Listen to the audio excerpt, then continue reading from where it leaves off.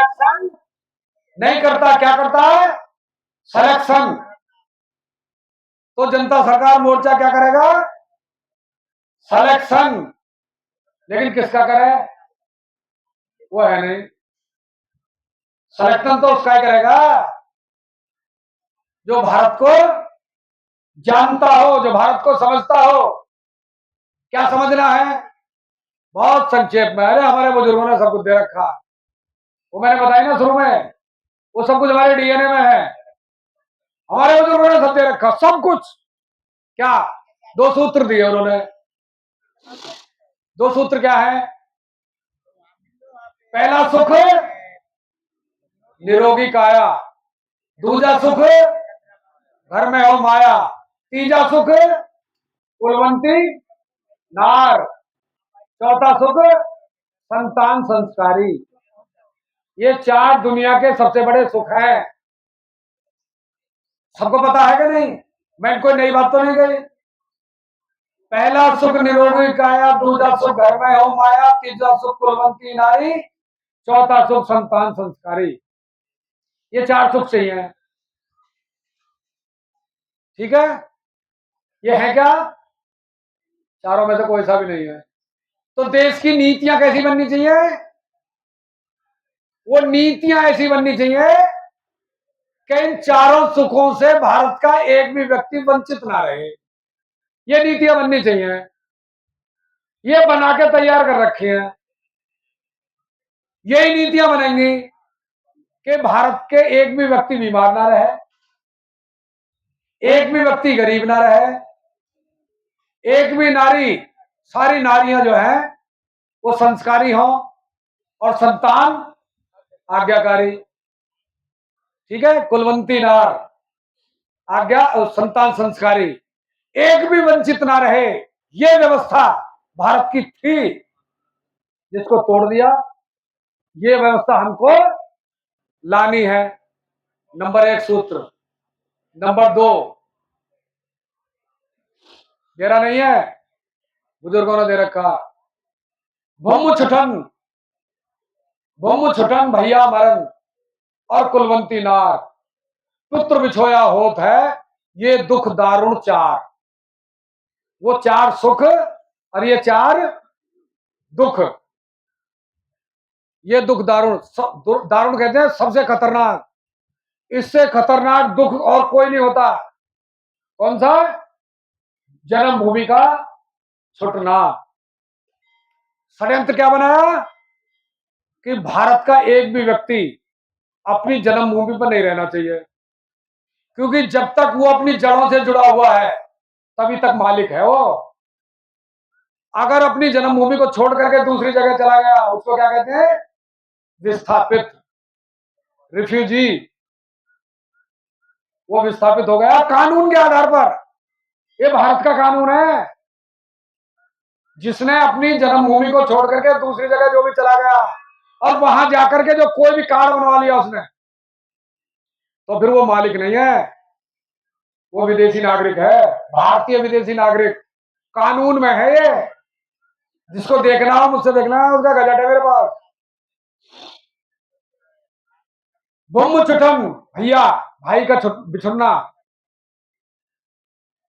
भाई कैसे हो? राम लक्ष्मण और भरत शत्रुघ्न, आदर्श ऐसे भाई, पांडव जैसे भाई। ये भाई ऐसे भूमि छुटन भैया मरन और कुलवंती नार, मतलब पत्नी से बिछो होना।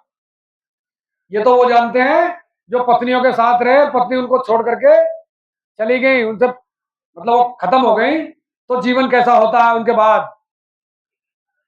पत्नी तो परिवार के साथ काट लेती है, लेकिन पुरुष के बड़ी समस्या रहती है। और तीसरा पुत्र बिछोया होता है, ये दुख दारुण। ये 4, तो चारों सुखों को लेना, उनसे कोई वंचित ना रहे, और ये चारों दुख किसी के पास ना रहे, ऐसी व्यवस्था देश को, भारत को देना। ये केवल 2 सूत्र ही भारत को परम वैभवशाली, आर्थिक रूप से शारीरिक रूप से, मानसिक रूप से, आध्यात्मिक रूप से वैभवशाली दिव्य विश्व गुरु बनाने के लिए ये दो सूत्र ही पर्याप्त हैं।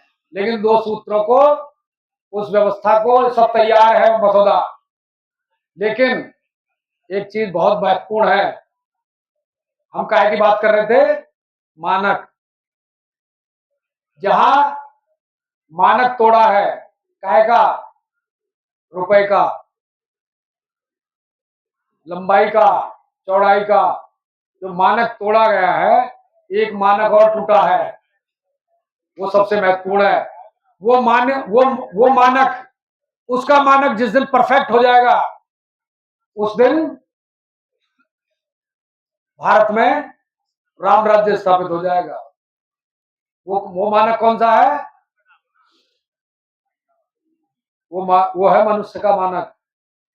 हर मनुष्य बनाया जाता है, मनुष्य ऐसे नहीं बनता जन्मजात हो। जिस तरह के और पशु पक्षी जीव जंतु हैं, वो फिर भी प्राकृतिक तरह से अपना जीवन जी रहे हैं। प्राकृतिक जीवन का उल्लंघन कौन करता है? हम करते हैं, हमारे द्वारा होता है।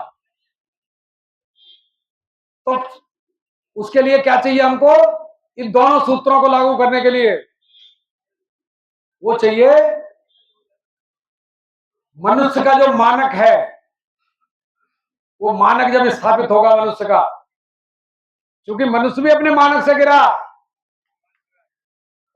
लालच, भय, कुंठा, द्वेष, ईर्षा, ये सबसे बड़ा है मनुष्य।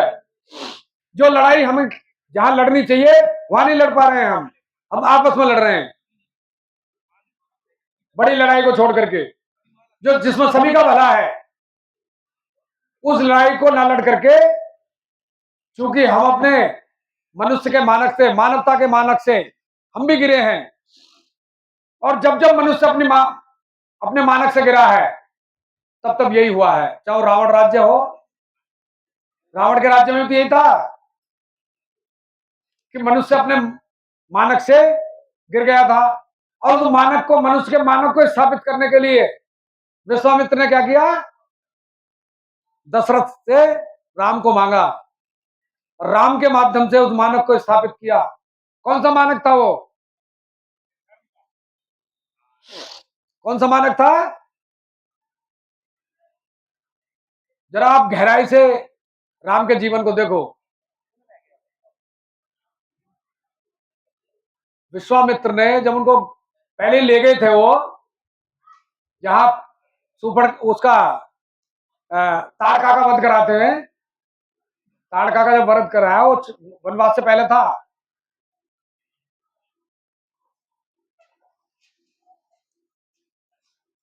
तो उसमें क्या किया? राम को ट्रेंड किया, मानक स्थापित क्या किया उन्होंने? राम के माध्यम से उन्होंने कहा कि तुझको गुरु दक्षिणा में जब शिक्षा दी, तो गुरु दक्षिणा में क्या मांगा? कि तुझको अयोध्या पर शासन नहीं करना।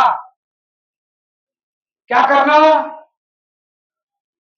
भारत की जो दुर्दशा है उसको ठीक करना, भारत को राक्षस विहीन करना है, ये तेरी जिम्मेदारी है। शासन अगर तू यहां करेगा तो अयोध्या तक सीमित रहेगा। गुरु दक्षिणा में मुझे ये चाहिए कि भारत एक दूसरी दिशा में जो जा रहा है उसको स्थापित करना है। मनुष्य जो अपने मानक से गिरा है उसको स्थापित करना है। तो ये वचन लिया, अयोध्या पर शासन नहीं करना। दूसरा, एक पत्नी व्रत धारण करना है। तेरे बाप ने जो 3-3 शादी कर रखी है, उसके कारण जो पूरा फजीता है वो तू देखता ही होगा। तो एक ही पत्नी व्रत धारण कराया, एक ही शादी करनी है, दूसरी नहीं करनी, ये वचन लिया। और तेरे लिए मैंने ऐसी लड़की देख रखी है, तेरे लिए उससे शादी करानी है। दशरथ से नहीं पूछा राम की शादी के बारे में। तेरे लिए जो मैंने लड़की देख रखी है वो ऐसी है जिसका ना तो संप्रदाय का पता है, ना मजहब का पता, ना धर्म का पता, ना जाति का पता, कुछ पता नहीं है उसका, उससे शादी करनी है। क्यों? कि जाति बंधन को तोड़ना है, इस मानक तू देगा। ये जो छुआछूत और ऊंच नीच है, इस मानक को तोड़ना है। तो तेरे लिए लड़की ऐसी छांट रखी है। तो सीता कहां मिली थी जनक को? खेत में। तो जो खेत में मिली हो, किसी घड़े में मिली हो, तो सीता कैसी होगी? कैसी संतान रही होगी किसी की? जिसके कोई जाति का पता नहीं है। हो सकता है कि वो किसी की करण की तरह संतान रही हो और अपनी आबरू बचाने के लिए वो खेत में रखी आए हो। और दशरथ राजा थे, तो जिम्मेदारी कौन लेगा उसकी? राजा। एक तो जनक को कब मिली? जनक क्या कर रहे थे जब? हल चला रहे थे। इसका क्या मतलब है? और जनक को साधारण राजा नहीं थे, जो ऋषि थे वो भी अपने बच्चों को ज्ञान लेने के लिए, जनक के आध्यात्मिक ज्ञान लेने के लिए जनक के पास भेजते थे। ऐसे राजा थे। तो आध्यात्मिक भी थे, संत थे, ऋषि थे, और उसके बाद भी राजा थे। राजा और ऋषि, उसके बावजूद भी वो स्वयं खेती करते थे, हल चलाते थे स्वयं।